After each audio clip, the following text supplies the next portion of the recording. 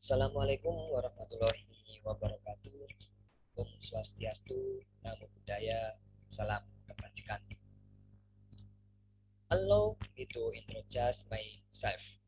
My name is Calvin Fridiansyah from the Management Department, class 2021B. Immediately, here I will explain about difference between theory X and theory Y. Okay, now I will start my explain.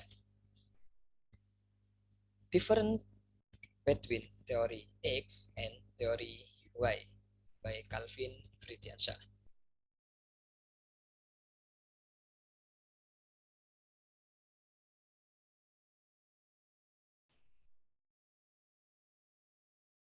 What is theory X?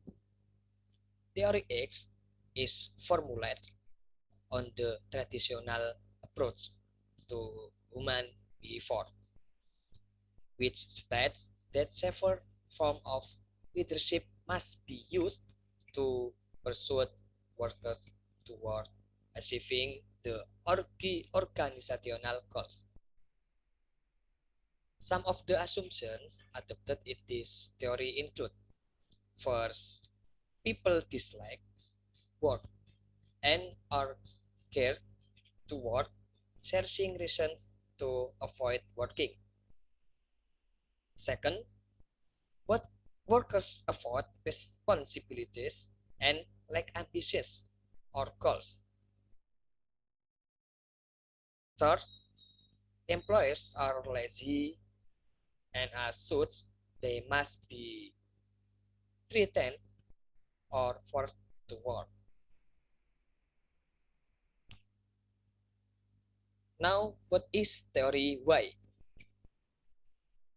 This is the modern approach to management, which emphasis on a harmonious cooperation between employees and control of the company. According to this theory, employees' goals and those of the organization do not contradict one another. Theory Y has its fundamental concern on the satisfaction of employees. The following are some of the assumptions have in this theory. First, employees love to work and they treat work as natural. Second, people are innovative and will formulate creative decisions for their growth and growth of the company. Third, people are self-controlled and self-direct on the way to achieving their set goals and objectives. And later, lastly, proper working conditions help people to learn and take responsibilities. And now, what the difference between theory X and theory Y? The first, from the side management style. Theory X recommends for an authoritative form of management that compels employees to achieve specific goals and objectives of the organization, while theory Y recommends for a participative form of control because both company and employees' goals are not in conflict, hence the need to cooperate. Second, from the set prevalence. Theory X was highly predominant and adopted during the 20th century when autocratic leadership style was preferred. While theory Y and its democratic leadership style are increasingly embraced by the modern organization. Start from the set employees motivation. According to theory X, employees are mainly focused on financial rewards and not work unless they are promised money and other form of incentives, whereas employers in theory Y, are motivated by non-financial rewards, which include achieving organizational goals among others. Attitudinally, attitudinally, theory X states that employees have a high affinity for psychological needs and other security needs, which in contrast to the assumption of the of theory Y, which notes that employees have a high affinity for social needs, esteem needs, and self-actualization needs. And for from that work or responsibilities, under theory X, employees dislike work and will avoid it well. At the same time, trying to avoid all the responsibilities associated with work. On the other hand, theory Y has a perspective that employees are self-motivated and they like work well and sometimes taking to just related to work. Fifth, from the set creativity. Mr. Gregor highlights that theory X assumes that people have little capacity for creativity and innovation, should therefore be subjected to routine work only while under theory Y. While under theory Y, Mr. Gregor notes that people are innovative and creative in nature and should be given a chance to express their views with respect to the development of the company. 6. From the set supervision. Theory X assumes that workers lack self-motivation, which means that they should be continuously monitored and supervised so that they can produce optimally. Well, theory Y implies that employees are self-motivated and self-controlled, and as such, they should not be observed or supervised. And the latter from the set focus. According to theory X, power and authority should be centralized, while at while at the same time having a hierarchy or chain of command upon which instruction flow whereas theory Y focus on decentralizing power and authority, while at the same time inculcating greater participation in management decision-making process.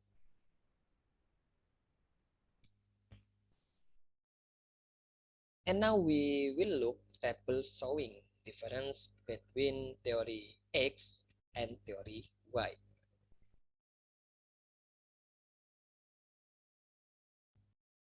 Theory X increase dislike for work. Theory Y high affinity for work. Work is natural. Theory X lacks ambition. Theory Y highly ambition. Theory X avoid responsibility. Theory Y accept and seek duties under favorite conditions. Theory Y accept and seek duties under favorable conditions. Theory X not creative and innovative. Theory Y high level creativity and innovation. Theory X resist change. Theory Y takes change. Theory X focus on psychological needs as a form of motivation, but theory Y focus on both lower and higher order needs, like social needs and self-actualization as source of motivation. Theory X high-level supervision required to achieve organizational goals. Theory Y employees have self-control, self-direction, and therefore no external control. Theory X centralization of authority and decision making. But theory Y decentralization of authority and decision making.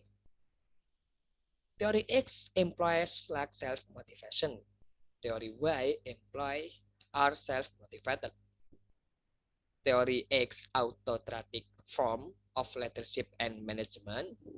Theory Y democratic style of leadership and management. Theory X takes control. Theory Y Lenin control. And later theory X predominant in 20th century, but theory Y modern style of leadership and management. Summary about difference between theory X and theory Y. Mr. Gregor's theory of motivation, which is based on the Hawthorne experiment, offers a convenience framework for analyzing the relationship between motivation and leadership style. One of the critical differences between theory Y and theory X is that employees in theory X are associated with adverse traits, while employees under theory Y are associated with positive characteristics.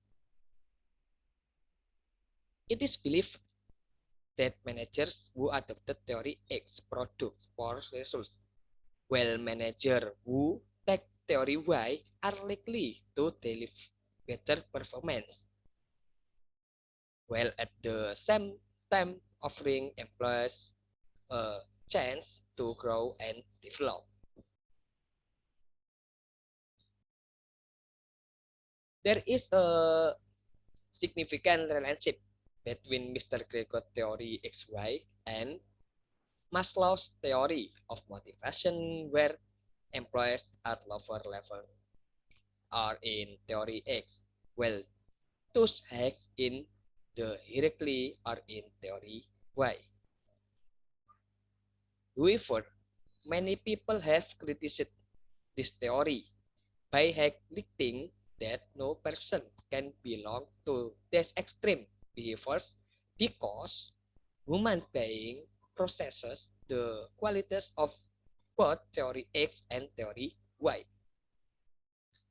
Additionally, it is clear from the theory that it appears that theory X is highly related to unskilled and uneducated employees who focus on attaining psychological needs, while theory Y is related to professional employees who understand their roles, who understand their roles and responsibilities in the management of the company.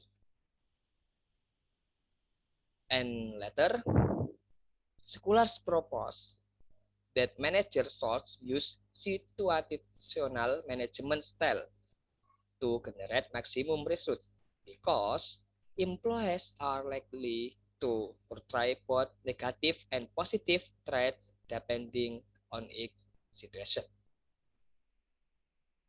And thank you Thank you for your attention. That's from my explain about difference between theory X and theory Y. Thank you very much. Wassalamualaikum warahmatullahi wabarakatuh.